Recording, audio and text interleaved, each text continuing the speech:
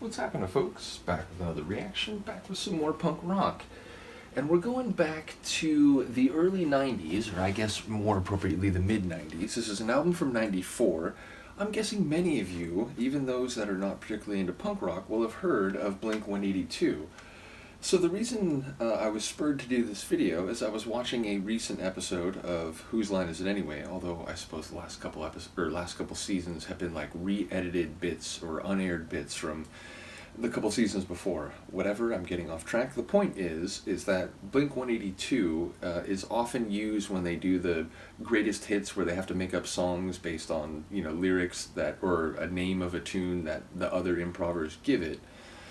Blink-182 is sometimes used as a point of reference for like, oh, that Blink-182 hit, and then they'll make up a fake song.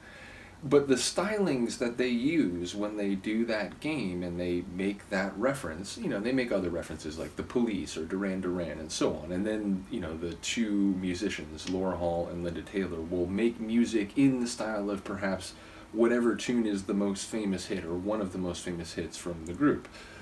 So when they do Blink-182, it's always in the style that I associate with Enema of the State, which is, and not to be overly critical or anything, but it was the point where I decided to stop following them. But it's funny because the longer story is that a friend of mine introduced me to Cheshire Cat, the album we're going to listen to here, 1994. I always enjoyed, for some odd reason, the blue disc with the handicap logo. And yeah, this is on the thrashier side of pop punk. And so when I hear people reference Blink-182 and when they refer to the musical stylings that they would have by the time you get to Enema of the State, it feels weird to me, even though that is definitely, kind of the sound they're most known for and for which they've sold the most records and, done music videos that are like widely seen and so on. But back at this stage, they were known within the California punk rock community, which again is how I sort of encountered them. But they weren't like a worldwide group that was, on MTV and getting regular radio play. And ultimately, what drew me to them is I ended up seeing them shortly after hearing Cheshire Cat here, which I thought was a very good, again, thrashier pop punk. I mean, it's pop punk. They were, I think, like late teenagers, maybe early 20s, songs about like relationships and feelings of like, self-doubt, self-deprecating type tunes. But it was a very like fast and aggressive sort of sound for that type of punk rock. Then I saw them, and given how big they became, this is always like a funny thing to me, I saw them at an espresso bar in San Juan Capistrano, California, called Steps, I think with like two P's, like, like a step, like a geographical area. Either way, it was maybe capacity, like 150 people, probably not even that. It was probably like 70, 80 people. It was a very small show. So even though, again, they were definitely becoming known within the California punk scene, knowing how huge they would get later, playing to 10,000 or more people, it's a really weird sort of quirk of history that I saw them like right before they like sort of hit. But the long story is, when they came out with their next album, Dude Ranch, I bought it because I was so fond of Cheshire Cat, and I forgot, like when I saw them live, they played crazier than on the album, and indeed, there's some joke tunes at the end of the album, like Depends, and I remember in particular, which is a song about like adult undergarments, the adult undergarments for incontinent folks, I suppose is the most delicate way to say it. But they played, and on the album, it comes across as a jokey kind of bonus tune. When they played it at that espresso bar, it thrashed. It was like twice as fast. It was the craziest song of the whole night. And in general, they played everything faster. So I was like, dude, this is a crazy group. I really like this group. They came out with Dude Ranch after that. And I remember thinking, like, that's good. I like some of the songs in particular. But it's toned down. It's a bit more like what you often mean when you say pop punk. A bit slower, a bit more sing-songy, not so much thrashy or, in any way, anarcho-punk or anything like that. So I enjoyed Dude Ranch, but not nearly as much as Cheshire Cat, and that made me cautious about getting Enema of the State when it came out. As it turns out, my girlfriend at the time got it. When I heard it, I was like, yeah, I don't know, this is not the band that I originally, became interested in. So again, there's no problem with that. Again, bands are allowed to evolve and change and move into a different style. So it wasn't even really a criticism. It was just like, my journey with this band, I suppose, is at least on hold, if not done for now. So, again, I do respect that most people are familiar with the later stuff, but as I said, I was watching a Who's Line episode, and they made reference to the sound of Enema in the State, and I was like, hold on, I want to do a video where we talk about the sound that they initially sort of hit the scene with. I don't think this is their first album. I think there's a previous album called Buddha, though now that I say that, I'm wondering if it's an EP. I think it's a proper album, so I think this is their sophomore album. In any case, I'll stop talking. This is a tune they did called Carousel. Again, it's about like psychology and the feelings of maybe a girlfriend breaking up with you and what that can be like when you're in the social setting of school as you're becoming an adult. So here we go. This is Blink-182 Carousel from their 1994 album Cheshire Cat.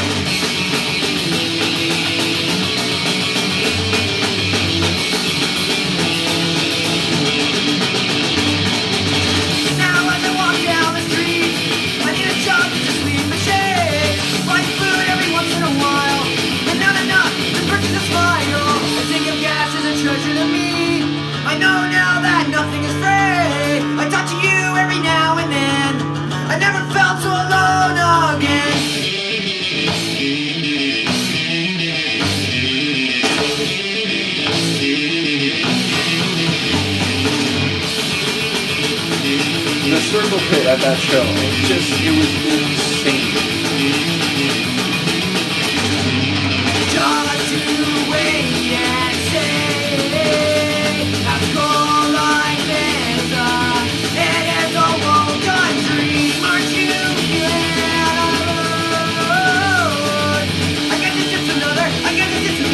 guess it's just another night alone. It's a tune, man. I do enjoy self-deprecating lyrics where it's like you don't have it all figured out. And don't get me wrong, like different genres like reggae and hip-hop, you get more like I'm on top of it, I'm the best in this game, and that's not even, to each like lane its own flavor, but there are some punk rock lyrics that I enjoy because they're like, I don't always get it right. I'm the guy that gets broken up with. I'm not the guy that, has the girlfriend and has everything figured out and so on. It's, I'm trying to figure out what it's like to be an adult, and oh crap, I get it now. Everything costs money, and like, I gotta get a job just so I can like find a place to, sleep at night or be in shade during the day and so on. And you know, this person that meant a lot to me, she's not calling anymore. She doesn't answer my calls. You know, I guess it's just another night alone. It's just another night of what apparently being an adult is like. So I like the vulnerability and the self-deprecation in the lyrics, and you know, that was something that I enjoyed from first hearing this. And again, this is like, there's a couple tunes that are a bit slower. There's one even that, I don't know, it's sort of like a ballad. I enjoy it a lot. We'll listen to it at some point. I think it's Romeo and Rebecca, I think is the track. Maybe it's Wasting Time? I think it's Romeo and Rebecca. But yeah, ultimately most of the album is fast and thrashy like that. So it's a really cool sort of historical artifact because it's not what they became known for. It's not typical for pop punk from the 90s, which again you tend to think of as more like sing-songy and a bit more like slower, like closer to like commercial rock or like alternative rock. But this is not that, right? This is, you know, at a like lightning pace. And I'm telling you, when I saw them in San Juan Capistrano all those years ago, again, this is probably 96. It was my sophomore year in high school, and my sophomore year in high school would have been 96, 97, 97, 98, 98. Yeah, so it would have been 96, 97. So I suppose if it was in the fall semester, it would have been 96. If it was spring semester, which I'm having a memory that maybe it was, I guess it would have been early 97. But either way, they played everything like double time. It was just insane. And again, I remember a couple of my friends had like talked about going to the show, and then I saw a guy who I knew from my high school, but he didn't. We weren't really friends. Anyway, I saw him like walking out of the pit. He had like blood coming from his head. It was crazy. Like again, to think about the sound that Blink is more known for, and to like remember the circle pit I saw at that concert, it just feels like light years apart. So it's funny how that happens, right? But again, all respect to Blink for, you know, all their musical history. I don't mean to judge the later stuff. I just mean to say that for me, the first album was ace. The second album was good, if a bit of a, I don't know, letdown feels harsh, but it was a bit of a, ooh, you know, not quite the same sound. And then again, by the time you get to the one after that, it was like, man, I don't know if this is for me anymore. So either way, we'll go through more from Cheshire Cat here. So let me know what you think. I will see you next time. Peace.